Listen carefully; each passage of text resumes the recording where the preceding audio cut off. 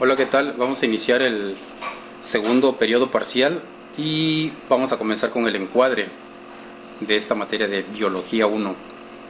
Entonces, primero las evaluaciones. Bueno, el primer parcial ya se dio, fue como fecha límite el 1 de octubre, fueron 5 tareas. Y en este segundo parcial es el que nos interesa. Tiene como fecha límite de entrega el 19 de noviembre y tendrán que cumplir con 6 tareas. Y aquí tenemos la fecha de entrega de cada una de ellas. La tarea 1 de este segundo parcial, o 6 si es que lleva un conteo continuo, es para el 12 de octubre. Aquí tienen las fechas 12, 19 y 25 de octubre. Y de la tarea 4 a la 6 es en el mes de noviembre, 2, 9 y 16 de noviembre. Y tenemos 3 días para ajustar los últimos ajustes, que yo espero que sean pocos, porque de hecho ahorita en este primer parcial que recién concluyó no hubo prácticamente ajustes. La evaluación final va a ser hasta diciembre, calculamos nosotros. No sé qué día me toque, pero estimamos que va a haber también 5 tareas. Los criterios de evaluación son los mismos del primer periodo parcial. Deben de entregar ustedes evidencia de tarea. Esto es por vía Classroom, como ya lo saben, mientras estemos en línea, y tal vez si es que regresamos continuaremos con estos envíos de tarea en Classroom, porque es más práctico evaluarlo, aunque tengamos clase, que no sabemos si regresemos aproximadamente en un mes. Cada tarea va a tener su calificación. Estas calificaciones se suman y se dividen entre el número de tareas contempladas en cada parcial, lo mismo que ocurrió en el primer parcial. Aunque sí les aclaro, si es que regresamos a clases, este criterio de evaluación se tiene que modificar. Ahí ya entran en juego actividades en el salón, asistencia. Como esta materia es experimental, junto con la de química y la de física y otras más que llevan en área, pues es digamos, un poco complicado hacer los experimentos, y por eso mientras estemos en línea no vamos a hacer experimentos. Igualmente no vamos a poder hacer examen. Repito, si es que cambian las condiciones, entonces ya programaremos examen para que lo hagan en el salón de clases. Y el proyecto mientras también va a ser opcional, ¿verdad? Opcional. Y esto a petición expresa del alumno. Tiene que hacer esta petición mínimo 3 días antes de la fecha establecida, y esto es para mejorar su calificación, ¿verdad? Dado los procedimientos. Estos procedimientos van a ser los siguientes para darle continuidad a la clase. Cada semana el docente compartirá un link de videoclase como este que están viendo, que va a estar disponible de manera permanente. También cada semana un servidor va a subir una tarea en Classroom y atenderá en WhatsApp inconvenientes personales, problemas de salud o de otro tipo. Ustedes se comunican por favor conmigo para tener en cuenta su circunstancia y hacer las adecuaciones que sean necesarias. Y también ahí en ese mismo medio vamos a atender dudas sobre la tarea. Esto hasta un día antes de la entrega. Por favor, tengan en cuenta esta política o este procedimiento. No el mero día de la tarea, no días posteriores, ¿verdad? Esto es para que algunos chicos dejen de tomar ventaja sobre sus compañeros, ¿verdad? Dejan todo a la última hora, preguntan ya que todos hicieron la tarea, y pues es un poco, digamos, sí ser inteligentes, pero también no es un poco deshonesto, vamos a decirlo así. Entonces hagan estas preguntas antes, ¿verdad? Háganlas antes. El estudiante va a atender las sugerencias de lectura y revisión de videos. Si se hace la sugerencia es para que lo hagan, no porque se va a calificar y cuántos puntos me va a dar. Pues no, vamos a otorgar los puntos que le corresponden a cada tarea, no porque es que yo sí vi el video, yo sí hice la lectura. Pues es que es porque te conviene para poder comprender ¿verdad?, para poder realizar la tarea.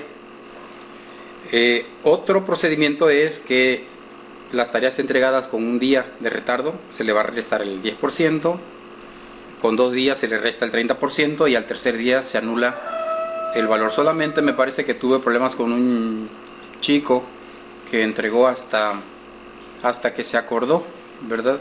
Cuando ustedes han notado, las tareas realmente no están complicadas para esta materia. Realmente no amerita que entreguen 20 días o 15 días después.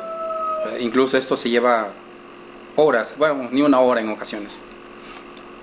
Los temas que vamos a ver en este segundo periodo, de manera general, van a ser la célula, lo que tiene que ver con la célula, aspectos relacionados con el metabolismo, formas de nutrición, estructura del ADN y el ARN, y técnicas del ADN recombinante y la bioética. Todo está relacionado con el estudio de la célula. Entonces, más ahorita van a entender por qué la importancia de ver estos aspectos de la célula. Y bueno, en esta presentación tal cual arrancamos, les voy a mostrar las actividades y lo que viene en la guía, ¿verdad? Ustedes tienen la ventaja de que pueden ver en la guía, pueden ver aquí en estas videoclases y pueden investigar por su cuenta en otras fuentes la información que les interese. Entonces, ¿qué es lo que vamos a ver de la célula? Vamos a ver la teoría celular, tipos de células, que son la procarionte y la eucarionte, o también le llaman procariota o eucariota. Estructura y función del núcleo, es una parte de la célula. Estructura y función del citoplasma, estructura y función de los organelos con membrana, estructura y función de los organelos sin membrana. Esto es lo que veremos para esta sesión y vamos a empezar con el concepto de teoría celular. ¿Qué es la teoría celular? Familiarizándonos con este concepto. Esta afirma que todos los seres vivos provienen de una célula o conjunto de células. O sea, si quieren ustedes otras palabras, que la vida finalmente proviene de la célula. Este constituyente elemental de los órganos, de los tejidos y del organismo son los que finalmente van a dictar las características de ese ser vivo, ese ser biológico, sea animal, sea planta, sea bacteria, cualquier forma de vida, va a estar determinada por la conformación de sus células. La palabra célula proviene del latín cella, que significa celda, y el sufijo diminutivo ula, que significa pequeña. Entonces vamos a entender la célula como una celda pequeña. Todos los seres vivos tenemos estructuras y funciones biológicas que permiten la vida.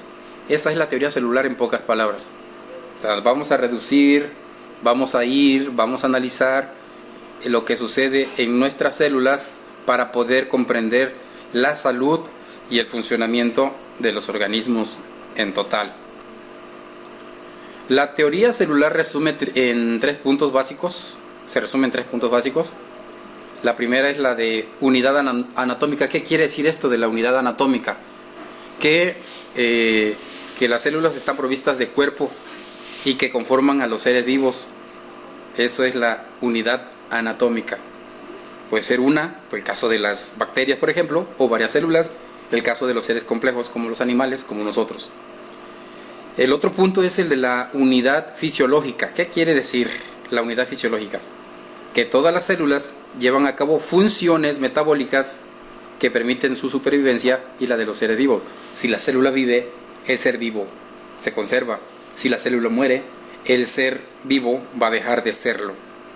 Va a caer en problemas de salud y después va a colapsar el organismo y va a dejar de funcionar. En otras palabras, va a dejar de vivir. Y la unidad de origen quiere decir que toda célula proviene de una ya existente. Aquí nos ajustamos también a la ley, ¿verdad?, de la materia no se crea, no se destruye. solamente se transforma, o sea, una vida proviene de otra. Que hay modificaciones, eso ya es otra historia. Que hay mutaciones, eso lo estamos viendo y lo estamos experimentando actualmente con los virus, ¿verdad? Y hay otras transformaciones que se dan durante miles de años o durante millones de años.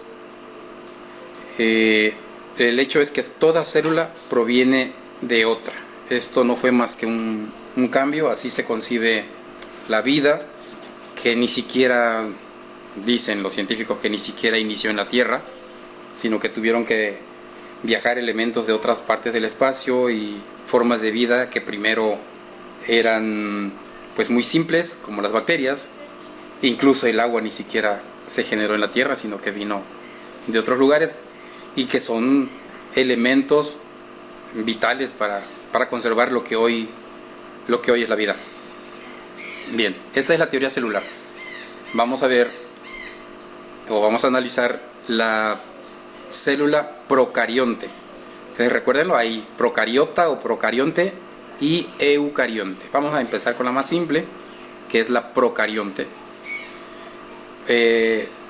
La raíz etimológica de la palabra procarionte es pro, que significa antes, y carión, que significa núcleo.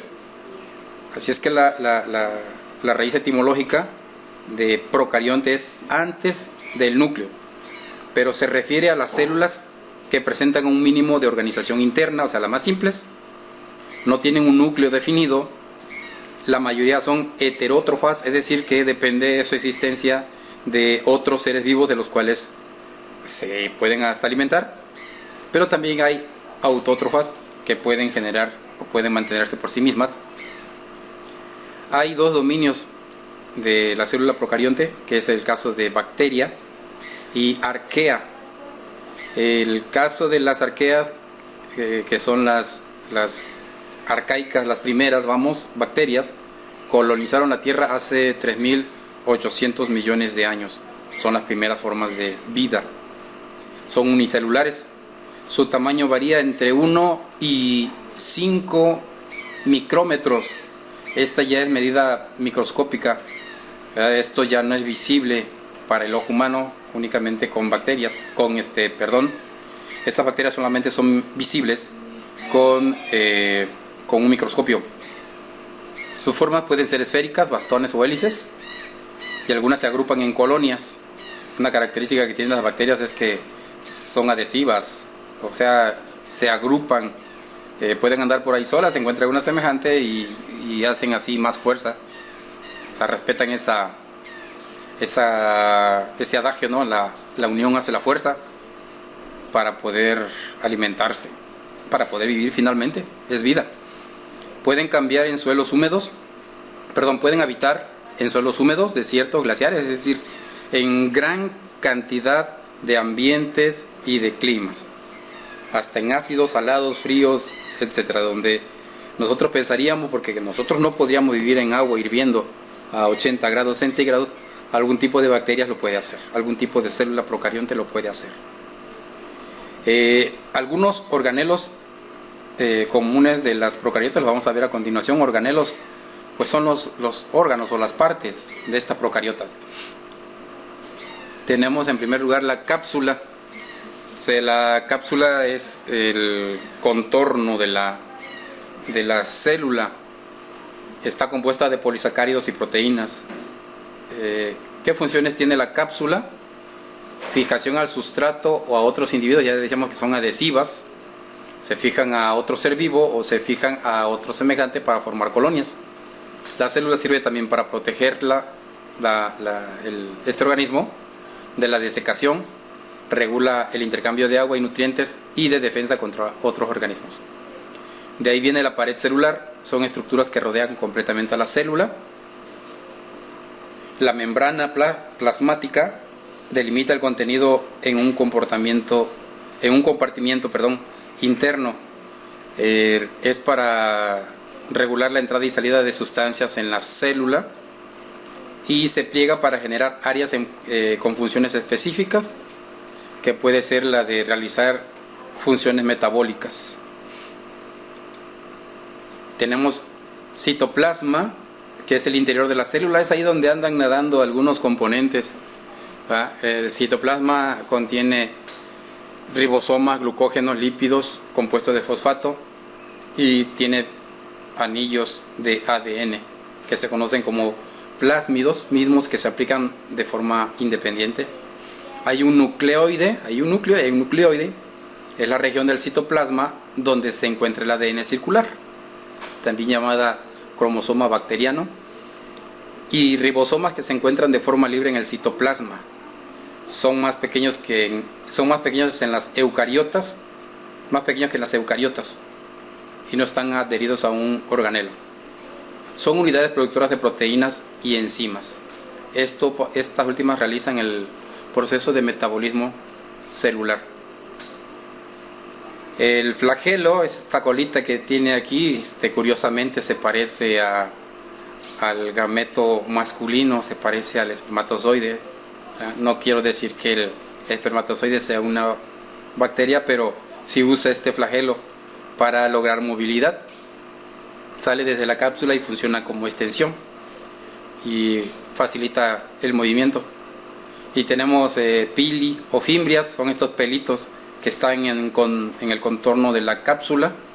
Son vellosidades, también sirven para dar movilidad, pero también para adherirse y transferir el ADN, ¿verdad? Son todas unas pillinas de estas formas de vida, buscan la manera de conservarse y hacer uso de estos órganos.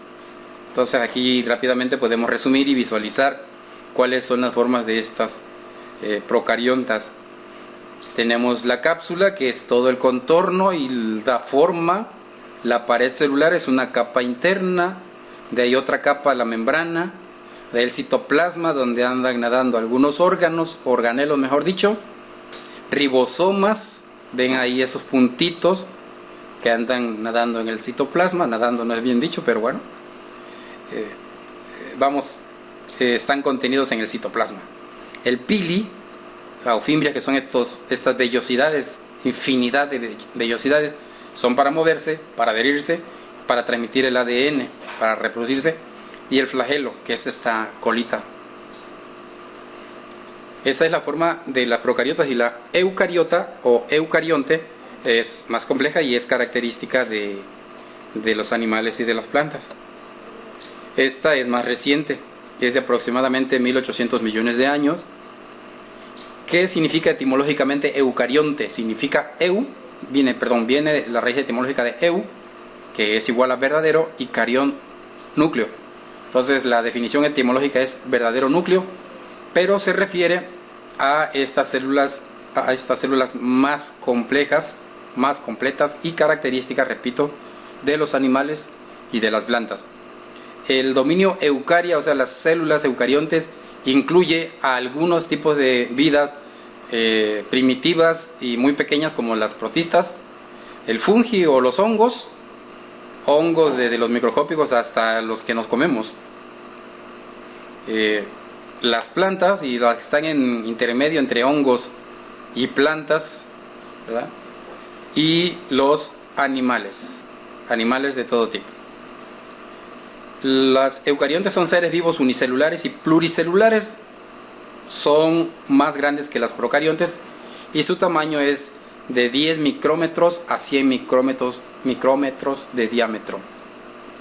La característica primordial de la célula eucarionte es que presentan los cromosomas dentro del núcleo. Entonces, si hubiera examen y si se hiciera una pregunta y yo dijera, a ver, digan por favor cuál es la característica que hace diferencia entre una célula procarionte y una eucarionte, ustedes tendrían que decir que esta eucarionte, presenta los cromosomas dentro del núcleo. Ya cromosoma ya es también otro tema. Hay dos tipos de célula eucarionte, ya lo habíamos mencionado: célula animal y célula vegetal. Y hay por ahí muchos organelos similares, ¿se dan cuenta?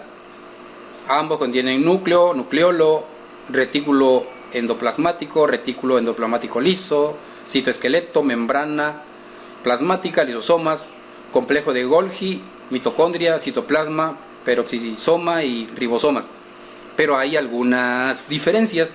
En la célula animal, ¿verdad?, se contienen centriolos y vacuola, mientras que en la célula vegetal, vean ustedes, hay cloroplasto, que es lo que conforma la clorofila, y es por eso que la mayoría de los vegetales son verdes, y hay una pared celular fibrosa, ¿verdad?, fibrosa, porque es finalmente lo que le va a dar la consistencia esta leñosa a pues a una planta. Y además hay una gran vacuola. Son los tipos de células, y por favor tengan en cuenta las diferencias. Tal vez tengan que regresar para la tarea a visualizar este cuadro. Ahí lo dejo unos 2-3 segunditos y ya lo pueden regresar en su video. Bien, hasta ahorita con esto que hemos visto tienen para realizar esta primera actividad, que es parte de la tarea 1. Esta primera actividad, que consiste en elaborar de manera individual en la libreta un cuadro comparativo entre las células procariontes y eucariontes, donde plasme las principales diferencias entre ellas. Este cuadro que yo les pongo es sugerencia, ¿verdad? Es una sugerencia que le pongan ahí, que van a hablar sobre las diferencias entre ambas células. Si ustedes ponen otro tipo de cuadro, pero yo entiendo que están marcando las diferencias, pues no importa, lo que importa es el contenido. Esta sería la primera actividad para este contenido que hemos visto. Recuérdenlo, hemos visto las células, la procarionte, la eucarionte, y ustedes tendrían que ver finalmente cuáles son estas células entre la procarionte y la eucarionte, ¿no? La eucarionte son dos, aquí cuántas son, las medidas, los órganos, etcétera. Ya ustedes tienen ahí que realizar trabajo intelectual de análisis para llenar su tabla. Bien, ahora vamos a ver la estructura y función del núcleo. Es una parte de la célula. Es una parte de la célula donde está el núcleo. Localizan esta partecita, la que vamos a ver ahorita.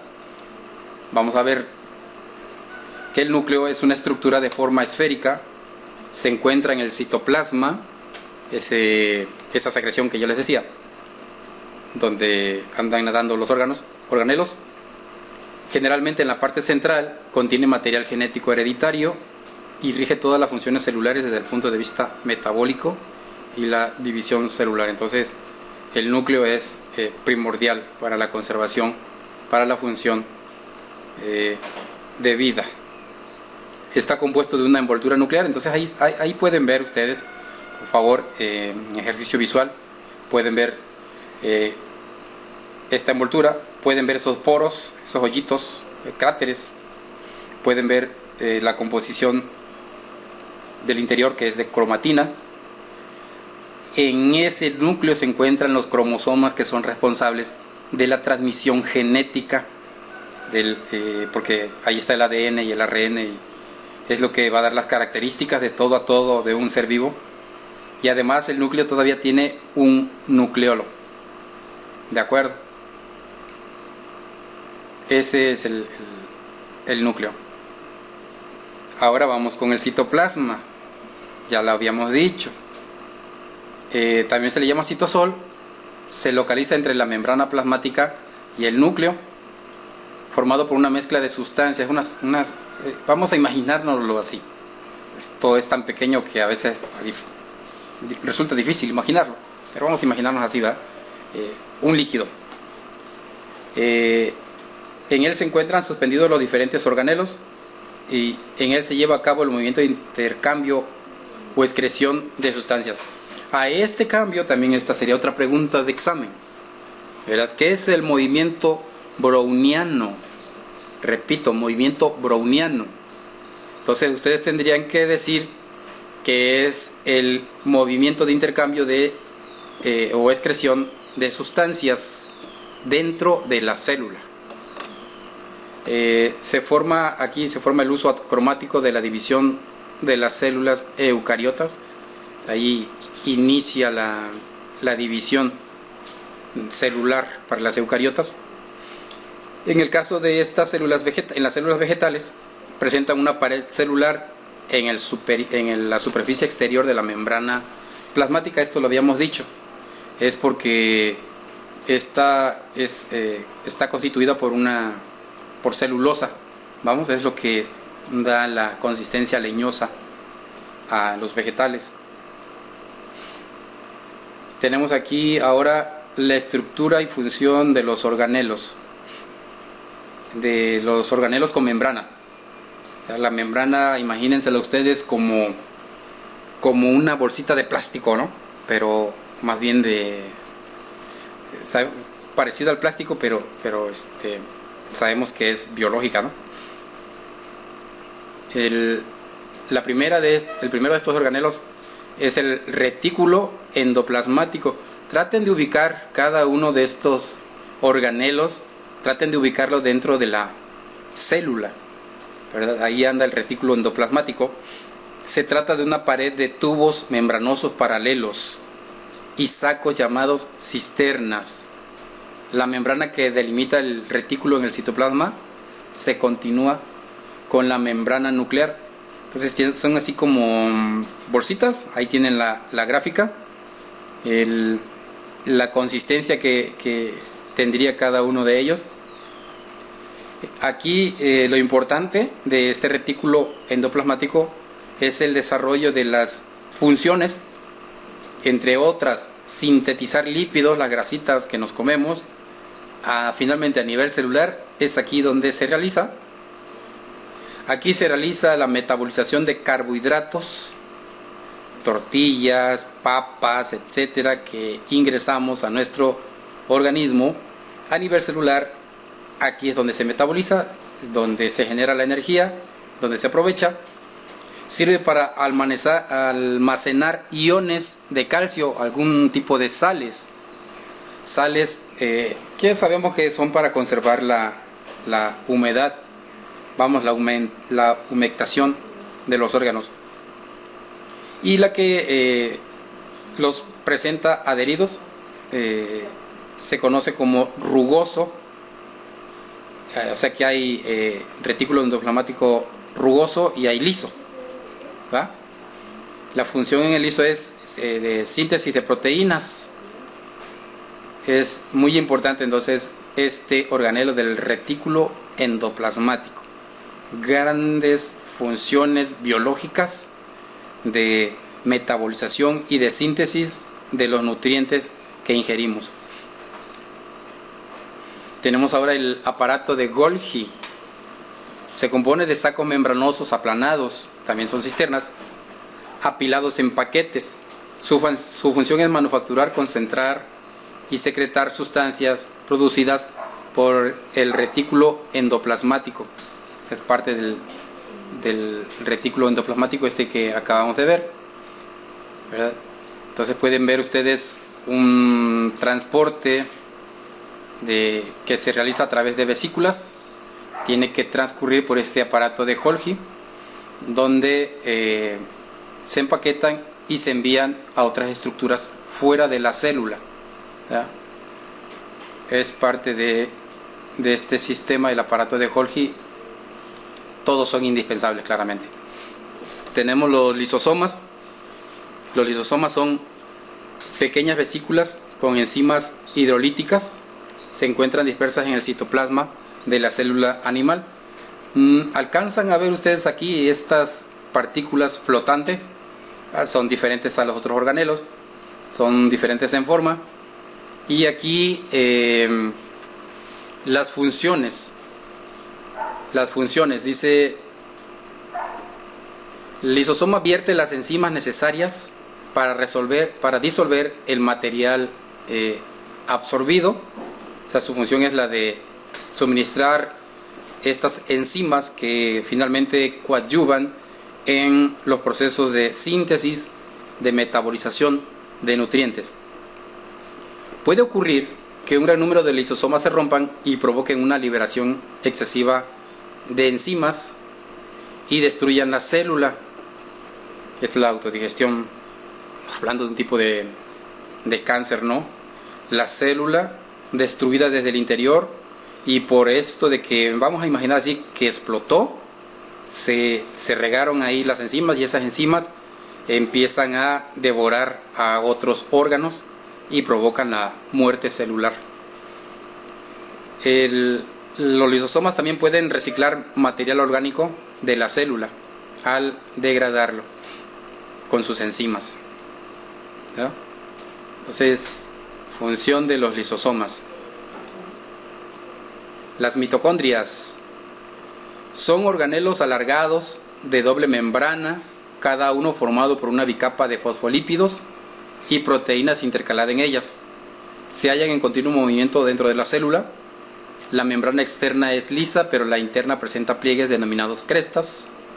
En su interior o matriz mitocondrial se localizan los ribosomas, el ADN mitocondrial y diferentes enzimas.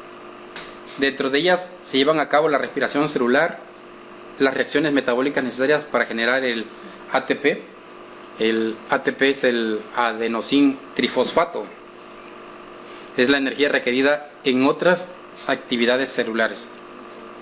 Entonces ahí tienen ustedes una mitocondria, y ya se mencionó que anda por ahí flotando en el interior de la célula, y sus funciones no son menos importantes. Ahí está lo que le toca a la mitocondria, a las mitocondrias, porque son varias. El cloroplasto, esto es de la célula vegetal, de ahí el color verde que pueden o que tienen las plantas.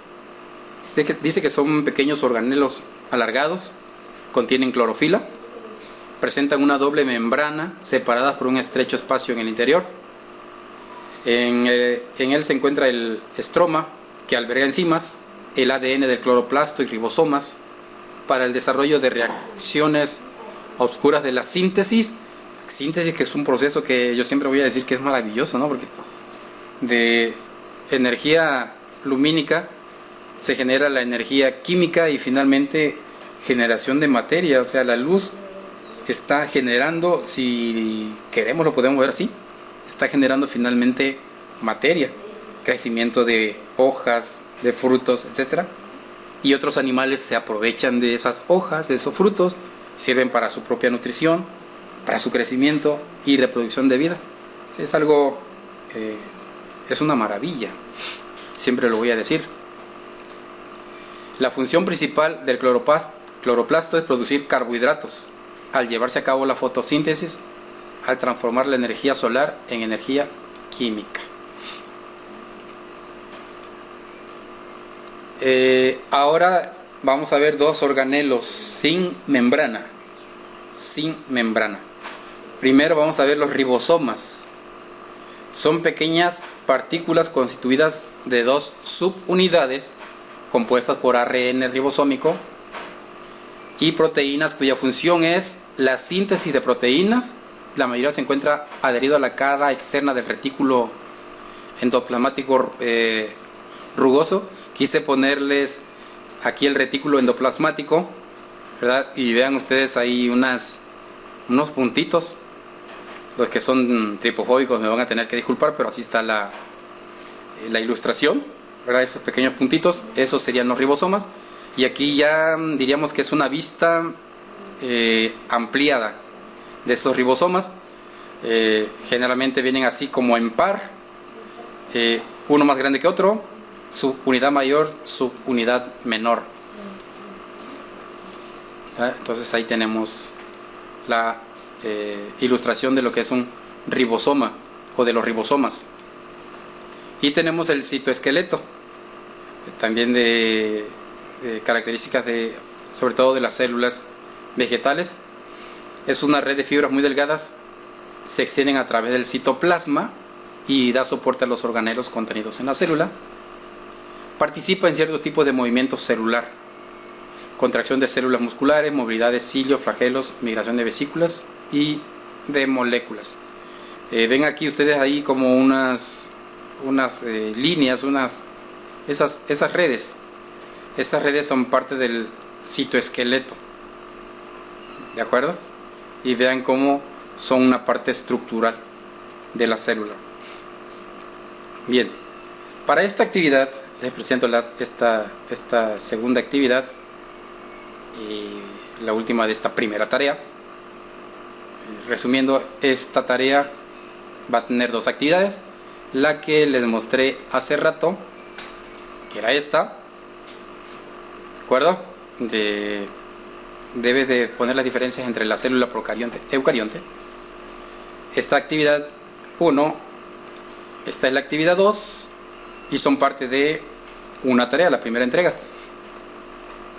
Se presenta a continuación una lista de organelos que son parte de las células vegetales y animales.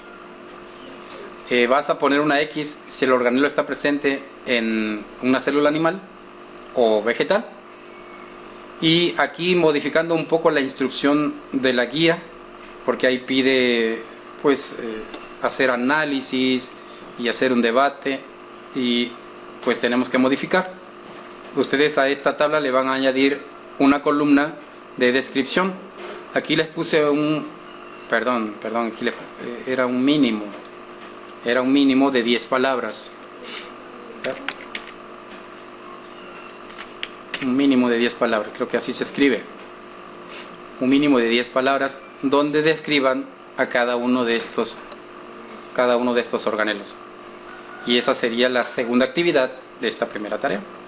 Y como ya saben, estamos ahí a disposición para dudas hasta un día antes de la entrega de tarea. Y se va a hacer llegar la actividad o la van a conocer oportunamente en clase. Y nos vemos en la próxima. Que se encuentren bien.